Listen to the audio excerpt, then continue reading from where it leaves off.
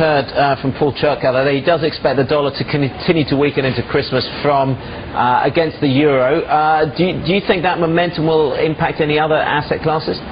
Well, I'll tell you, take a look at the precious metals. They've taken off to the upside on the back of this dollar drop. We're coming into a cyclical bottom for gold, and it rises going into December, January, so that might be the reverse of the dollar fall.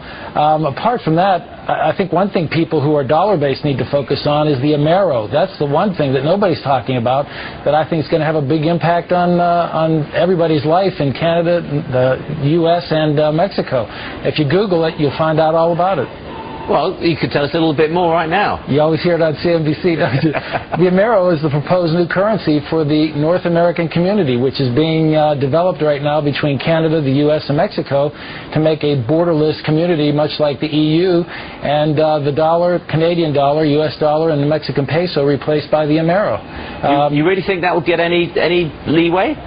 You may want to visit a couple of websites and see how far along it is. The Canadians are pretty upset about it, whereas the Americans, apart from the Texans, are the only people who know anything about it. The rest of the public's really sort of with their head in the sand on this one. Concerns tonight about moves towards what some call a North American Union.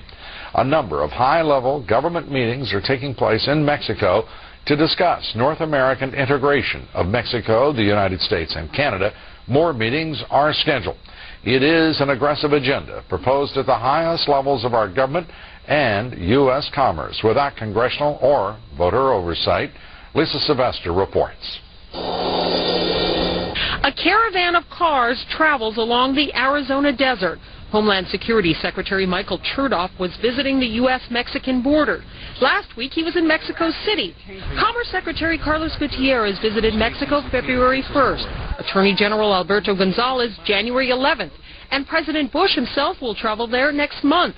The high-level meetings are to advance North American integration, also known as the Security Prosperity Partnership. There are several ways it could go. One is modeled after the EU.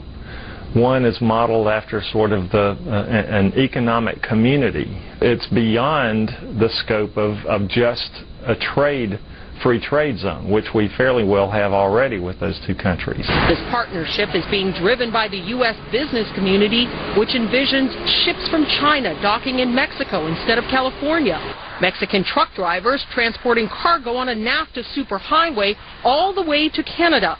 A cornerstone of this model is a guest worker immigration program that relaxes U.S. borders. Critics say the plan would greatly benefit Mexico, but could mean the loss of American jobs and an increase in social costs to U.S. taxpayers. The reality is that last year they came close to passing a bill which would have allowed close to 100 million immigrants into the country, most of them low-skilled, over the next 20 years. That will, in fact, bankrupt the United States. Those concerned with integrating the economies point to the disparities. The U.S. GDP per capita is $43,500. Canada, $35,200.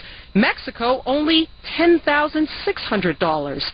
The average adult in the United States has 12 years of education. In Canada, 11 and a half years. Mexico, only a little over 7 years of schooling. And this Friday, another round of top-level meetings in Canada. Secretary Michael Chertoff, Secretary of State Condoleezza Rice, and Commerce Secretary Carlos Gutierrez will be meeting with their Canadian and Mexican counterparts. Now, the press releases say the focus will be on providing for the free flow of trade, helping secure borders, and keeping the U.S. competitive. But, Lou, really what they're talking about is this new economic integration. Lou? And Congress is sitting basically on its hands, saying nothing. Hearing nothing, apparently, as we continue to report on this outrageous conduct. And it is even possible that Congress may not even have a say. What we are hearing is that the Bush administration is trying to use NAFTA as the justification for doing a lot of... Nearly 2 years since the Real ID Act became law. Passed in response to the September 11th terrorist attack, this law requires all states to adhere to a national standard for driver's licenses.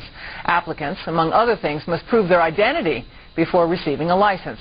Now, 2 years later, however, dozens of states are fighting back, saying the Real ID Act is too costly and is a threat to our civil liberties. Bill Tucker has our report. When it comes to the Real ID Act, many states can't or won't meet the new deadline of December 31st, 2009. The act is a fundamentally simple idea that all applicants must prove their identity before they're issued driver's licenses. But there are currently bills pending in 25 states that are aimed at either outright repealing the Real ID Act or raising concerns about it, as tracked by the National Conference of State Legislatures.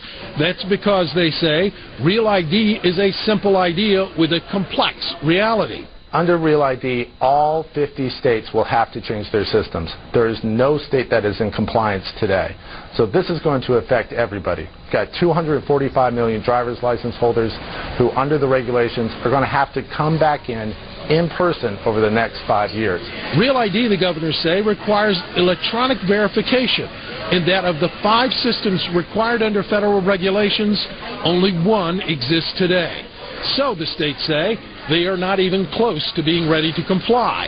And the Governors Association insists that it understands the importance of compliance as underlined by the 9/11 Commission. Real ID is a 9/11 Commission recommendation for a reason, and it's a good thing for our national security, our economic security, and our public safety. All Americans are better off if their identities are... For over 50 years, the Bilderberg Group constructed the European Union by stealth under the guise of trade deals. Now the elite are using the same secretive program to complete the North American Union. But this time, superstate integration is on the extreme fast track. International agreements like NAFTA, GATT, and APEC were just stepping stones in the formation of the NAU. The North American Union was officially born at Baylor University in Waco, Texas, on March 23, 2005.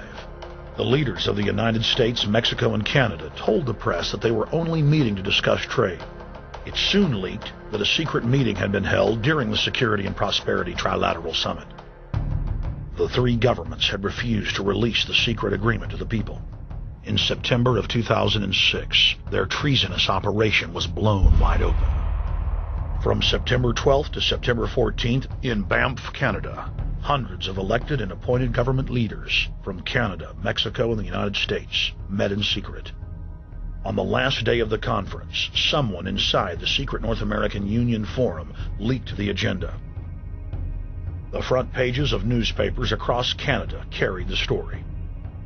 The Judicial Watch Foundation submitted Freedom of Information Act requests to obtain the full agenda and minutes of the secret assembly. Many federal agencies refused, citing national security. The foundation finally succeeded and did receive thousands of pages of documents.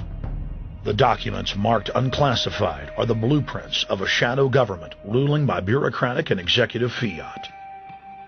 The pages chronicle an already operating North American Union. Transportation, law enforcement, agriculture, regulation, banking, manufacturing, construction, education, immigration, and even the military are being merged with no input from the people or their elected representatives in Congress and Parliament. One of the first items on their agenda was to stress how important it was that their plan, quote, be carried out by stealth. The controllers also talked about exploiting the public's fears of climate change to push a continent-wide tax to fund the new government. Globalist tool Robert Pastor is incessantly paraded on the world stage as the man behind the North American merger. When he testified before Congress, he pushed the idea of a continental security perimeter that erases national boundaries and merges the security apparatus. The best way to secure the United States today is not at our 2 borders with Mexico and Canada, but at the borders of North America as a whole. In fact, the North American Command, based in Colorado Springs, Colorado, was clearly running the meeting in Canada. For the past decade, the Pentagon has been training with Mexican and Canadian forces and has openly discussed using them inside the United States for disasters and to quell domestic unrest. There are already over 100,000 non-U.S. citizens serving in the U.S. Armed Forces. The Pentagon is now expanding its recruiting centers in Mexico, the Philippines, and Eastern Europe.